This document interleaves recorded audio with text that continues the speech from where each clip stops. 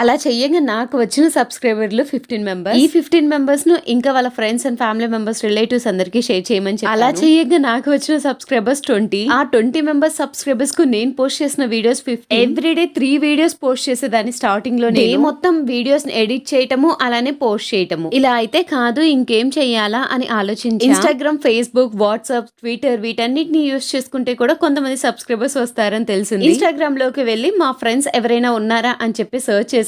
10th class classmates అయితే తగిలారు 1 or 2 members. YouTube start చేశాక నేను చేసిన ఒక మంచి పని ఏంటి అంటే 10 సంవత్సరాల తర్వాత మా 10th క్లాస్ ఫ్రెండ్స్ అందరితో కూడా మాట్లాడటము, వాళ్ళ అందరి నెంబర్ ని కూడా గ్యాదర్ చేయటం అయితే జరిగింది. అది కూడా నా వల్ల. అందరి ఫ్రెండ్స్ అందరినీ గ్యాదర్ చేసేసి ఒక గ్రూప్ నైతే క్రియేట్ చేసేసి అందరికీ చెప్పి సబ్స్క్రైబ్ చేపించాను. వాళ్ళ ఫ్రెండ్స్, ఫ్యామిలీ మెంబర్స్, రిలేటివ్స్ వారందరితో కూడా వాళ్ళని కూడా సబ్స్క్రైబ్ చేపించమని. అప్పుడు నాకు వచ్చిన సబ్స్క్రైబర్స్ ఎంతమంది ఏంటి అనేది నెక్స్ట్ బ్లాగ్ లో షేర్ చేస్తాను.